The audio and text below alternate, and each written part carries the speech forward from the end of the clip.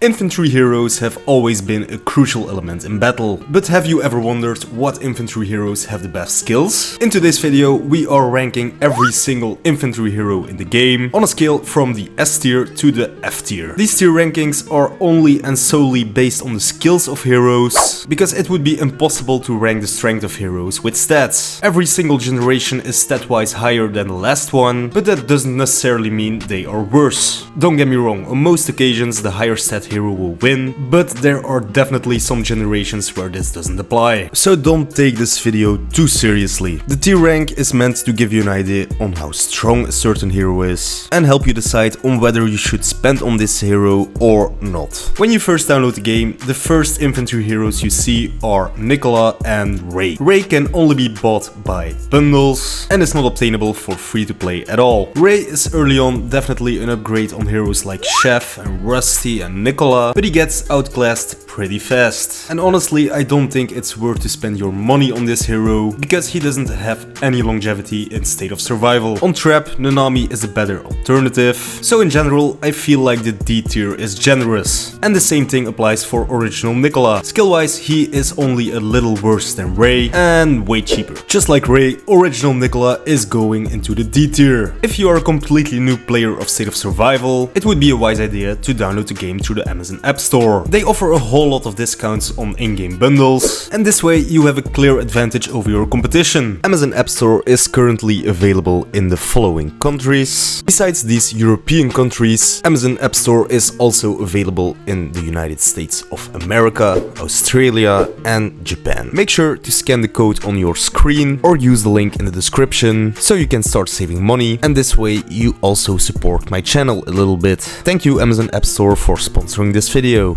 Gen 2 arrives when your state age is 7 weeks, and there isn't really much to say about Wolfie. He might look like an incredibly strong hero, but unfortunately he is far from a strong hero. I think Wolfie is up there skill-wise as one of the worst heroes within the game, so in general that should tell you something about the strength of his skills. Also on Trap, Wolfie is never the better option. If we had a Z tier, I would probably put Wolfie in there, but since we're only going to F tier, Wolfie is F tier material. Gen 3 arrives at 13 weeks of playing, and I personally do like Ash. Definitely in the earliest generations of State of Survival, Ash is a very usable infantry hero, very decent on Explorer, a useful hero on Influencer Trap, and the most important thing of everything, usable on its own in PvP. Ash belongs in the A category, leaving resonating heroes out of consideration. Skill-wise, Ash is the best infantry hero until Gen 7. Now, as I mentioned, resonating heroes are still a thing in State of Survival. And as of yet, there are two resonating infantry heroes, Wacko and Kira. And let's start with the worst of them two. Wacko used to be an amazing infantry hero, but his skills have been changed and altered so many times that he is not really in the conversation anymore. Wacko is completely useless on Influencer Trap,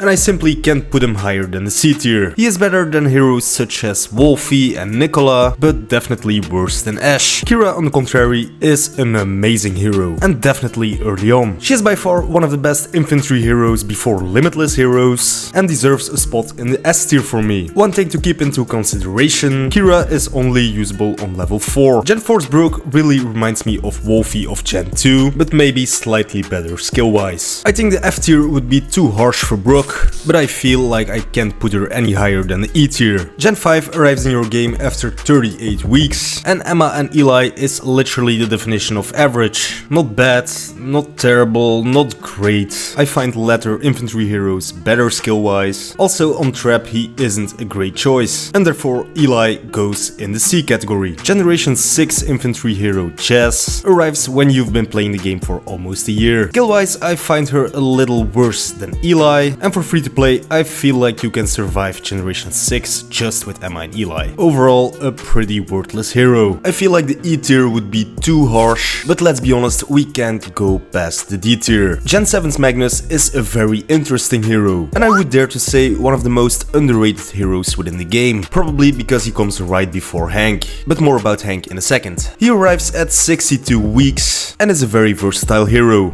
Amazing in attack, great for garrisoning, and for states without Joker, literally one of your most crucial heroes. Plus, he's also a very decent trap hero. I'm going to put Magnus in the A tier, but he's getting very close to the S tier. Hank arrives in your game at 74 weeks, and I've spoken a lot about Hank in the past. He is S tier. Before Limitless heroes, he is exclusive in his skills, and especially in garrison, Hank is pre-Limitless one of the best heroes in the game. I find him also pretty underrated on Influencer Trap and can be easily used there as your go-to infantry hero. I feel like it's time to bring back my worst hero trophy, and one that absolutely deserves it is Derek of Gen 9. Derek arrives when your state has an age of 86 weeks, and the difference of strength in between Gen 8 and Gen 9 is huge. Derek is skill-wise so weak that only a max Derek can beat Hank. There is a huge stat difference between the two heroes, so that should tell you something about his skills. Derek goes straight into the F tier. Free to play, low spend and mid spend, I would completely skip Derek. Gen 10 is another underappreciated generation, definitely if you know what comes after. Laura comes in your game when your state age is 98 weeks. And if we look at strength, I find her very similar to Magnus. A top tier infantry hero, but just not strong enough to claim the title for a S rank. But she has everything you want for a good infantry hero. Strong in PvP, a very good attacking hero, very decent on Influencer Trap. Maybe she comes just a little bit short on the explorer side of things, but overall Laura is definitely an A tier hero. Gen 11's Kyle is an awful hero again, and he simply belongs in the E tier for me. No use whatsoever, very weak skill wise, and he likes pineapple pizza. Gen 12's Lori arrives in the game after 122 weeks and is again a bang average hero. There's really nothing special about her skills, but she's also not a weak hero. I personally don't think she is worth your time, definitely with Limitless heroes coming up after this generation, but I think the C category is deserved here. And after Gen 12 we are going straight back to Generation 1. The skills of the Gen 1 heroes get rejuvenated and Nicola gets a major upgrade. The skills of Nicola are completely different of anything that we've seen in the game before, and they are incredibly strong. The skills of Limitless heroes should be a category on their own, because it's almost impossible to compare these with the original old skills. But for the sake of the video, Nicola goes straight into the S tier. If you want to see another tier ranking video on the hunters in State of Survival, make sure you go check out my channel. That's all for me for today. If you enjoyed the video, make sure to subscribe to the Amazon App Store, slap a like on this video, and I'll see you soon for a new video. Thank you for watching and bye!